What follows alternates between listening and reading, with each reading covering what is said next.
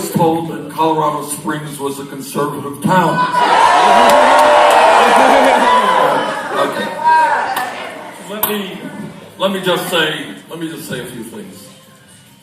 Could somebody turn these lights down? I can't see them. We're off to a great start here. All right.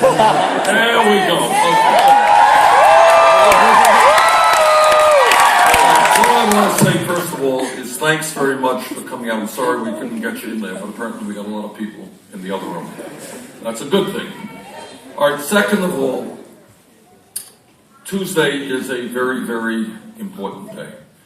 And our job in the next 3 days is to do everything that we can to see that Donald Trump is not elected President of the United States. And that Hillary Clinton is elected President of the United States. So I'm here in Colorado Springs for two reasons. One, to ask you to work as hard as you can for Secretary Clinton. But number two, the day after the election, you need to keep working. This country faces enormous crises, no question about it. And the major concern that I have is we have a handful of billionaires, people like the Koch brothers and Sheldon Adelson, people who are spending, as we speak, right now, they are flooding TVs or airwaves all over this country with ugly 30-second ads. Now, why do multi-billionaires want to buy an election? And the answer is they are very greedy, and apparently if you're the Koch brothers and you're worth $80 billion, that is not enough. So they want to spend an enormous amount of money, and are doing that all over this country, in order to elect candidates who represent the wealthiest people in this country and the most powerful people in this country. We need a Congress and a president who represents the middle class and working families, not just the 1%.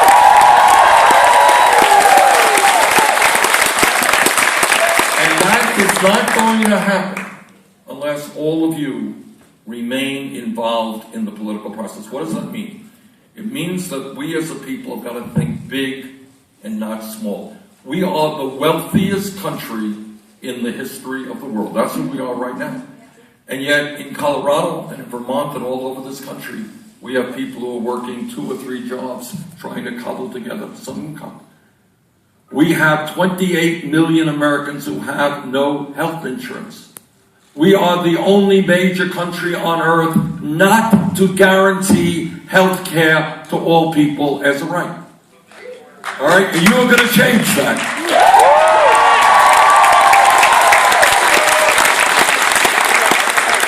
We are the only major country on earth not to guarantee paid family and medical leave. Did you all know that? You know what that means? What that means is that today in Colorado and today in Vermont, women are giving birth to beautiful babies. But because they don't have a lot of money, they are going to be forced to separate themselves from those babies and go back to work in a week or 2.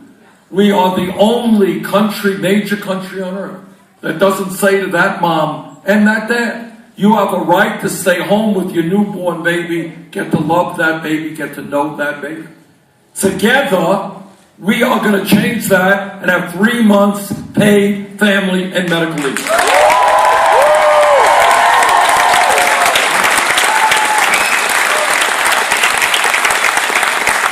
All of you know that we are living in a highly competitive global economy. You know that technology is changing every day. You know that if we are going to succeed as a nation, we need the best educated workforce in the world. And yet there are hundreds of thousands of bright, qualified young people who cannot go to college for one reason, and the reason is their families lack the money. And just think for a moment how many scientists and engineers and teachers and doctors and nurses we are losing because those young people can't get the education that they need. What I believe and what Secretary Clinton believes is that if we're going to have the best educated workforce in the world, we have got to make public colleges and universities tuition free.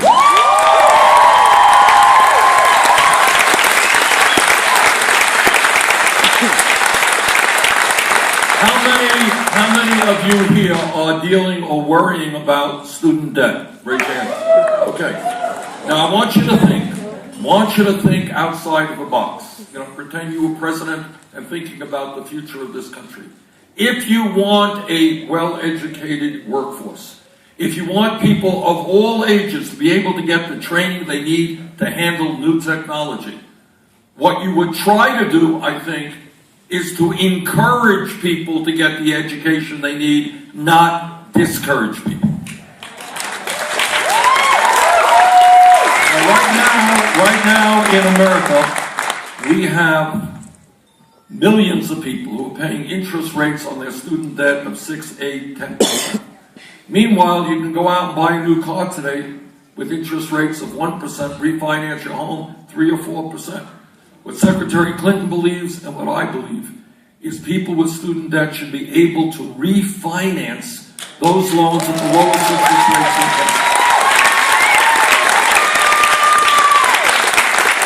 Has anybody here heard of a federal program called the National Health Service Corps? Ring any bells?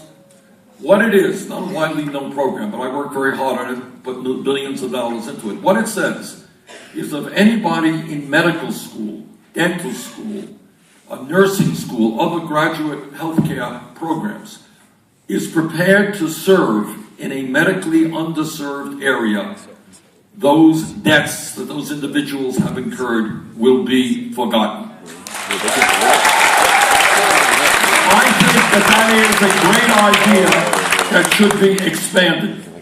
We need nurses, we need teachers in this country, we need child care workers, we need police officers, we need people to serve the public. If you are prepared to serve the public in a nonprofit capacity, I think your debts should be forgiven.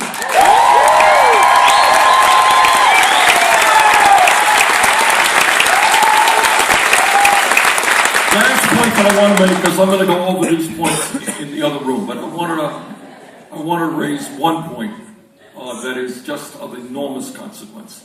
I'm a member of the U.S. Senate Committee on the Environment, and in that capacity, I meet with scientists all over the world. And I want all of you to know, the debate is over.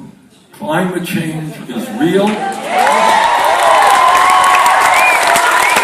It is caused by human activity, and it is already causing devastating harm in our country and around the world. And what the scientists tell us, if we don't get our act together, transform our energy system, the situation is only going to get much worse, more drought, floods, extreme weather disturbances. Your generation is going to have the responsibility of transforming our energy system. You're going to have to be the people to make our buildings and our transportation system more energy efficient. You're going to be the generation that moves this country to wind, to solar, to geothermal, that breaks our dependence on fossil fuels.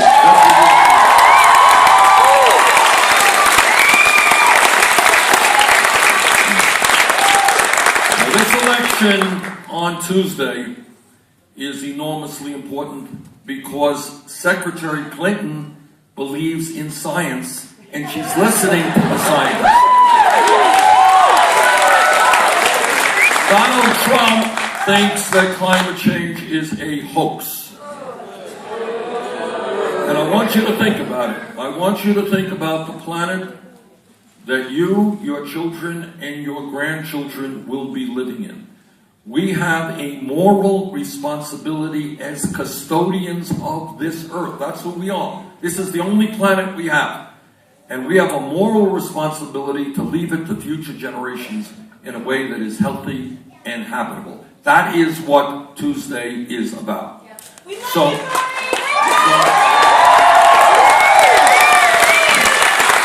just want to thank all of you for coming out. I hope you'll work as hard as you can, bringing out your friends. I know that there are a lot of people who, are not all that enthusiastic about this election. Get them out to vote.